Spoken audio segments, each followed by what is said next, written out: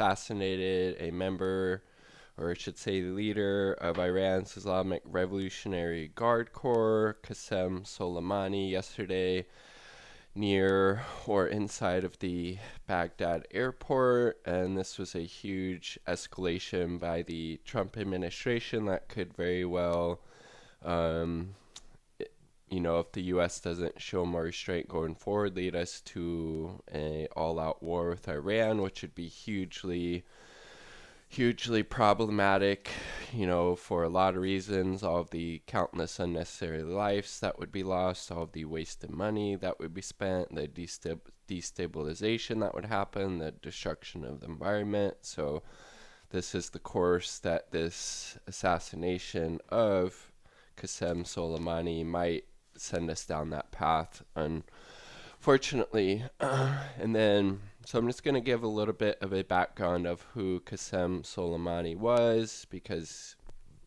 he's had a hugely important role within Iran and within their military for quite some time. So in 1979, after the Iranian Revolution took place, he joined what would become the Islamic Revolutionary Guard Corps at that time. He also in the fridge.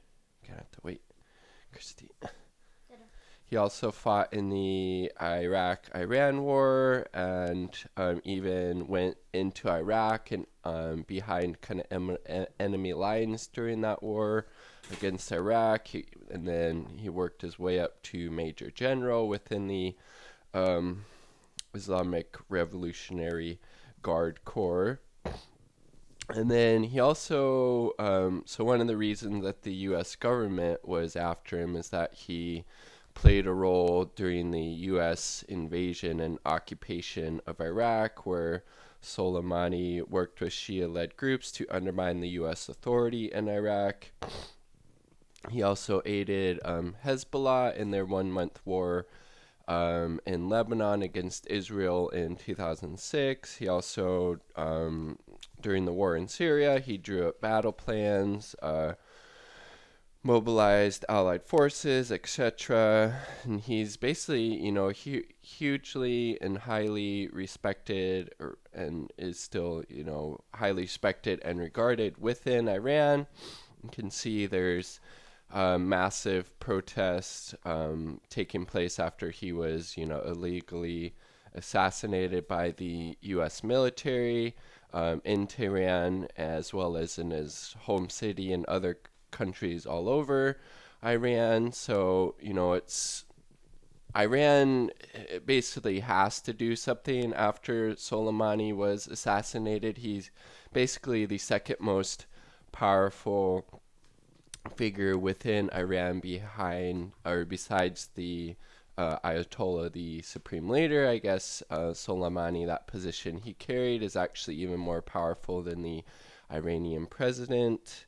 And yeah, as I said, there's already hundreds of thousands of Iranians in the streets protesting, even though Mike Pompeo said the Iranians would appreciate what we did for them because they have more access to freedom or something like that.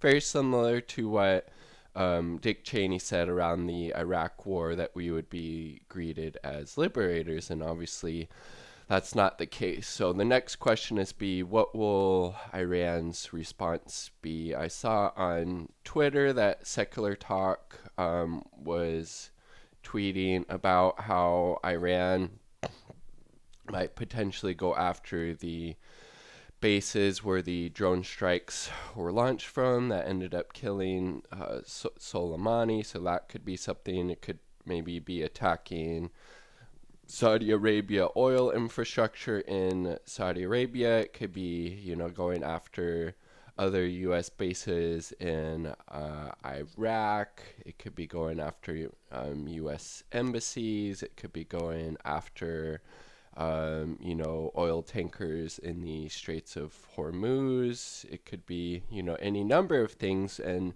it would be justified for them doing that. The U.S.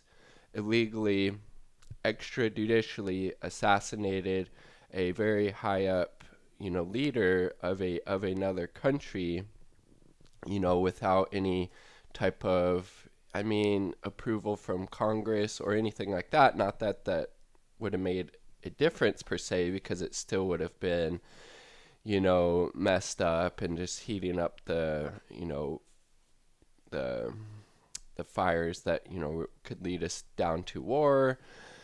And so, I mean, it just seems like we're headed for another, Iraq war, and this one with Iran would be even worse for a lot of reasons, because their military is, quite a bit bigger and more powerful than Iraq's. It would bring in these, militia groups that are in Syria and Iraq right now. They would be drawn into it, could have some very, just hugely, hugely damaging and harmful consequences for people in the Middle East, their environment, their lives, their infrastructure would be destroyed.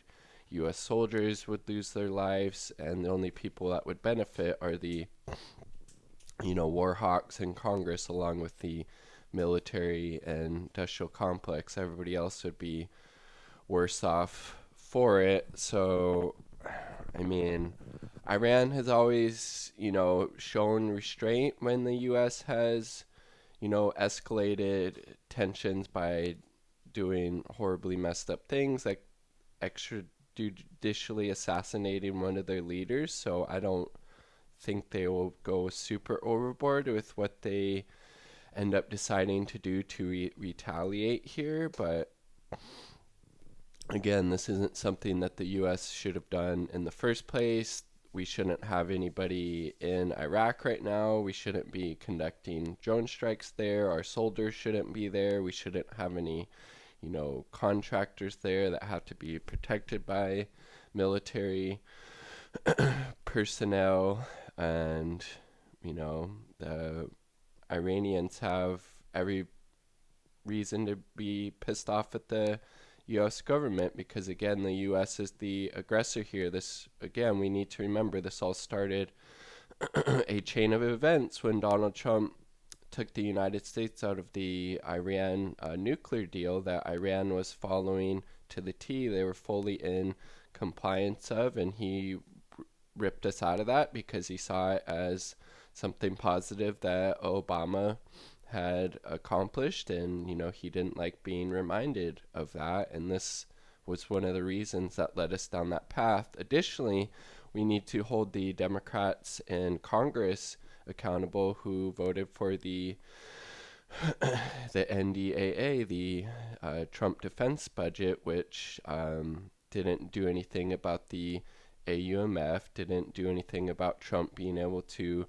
carry out these extrajudicial assassinations or getting us into these wars without Congress, making a declaration of war. So, it's both a Trump problem as well as a, obviously, Republican problem, but also a conservative corporate Democrat problem that got us into this place where we might be yet again going into another needless and totally, destructive war in the Middle East. So we will see what happens, but it's looks like some potentially really dark days ahead.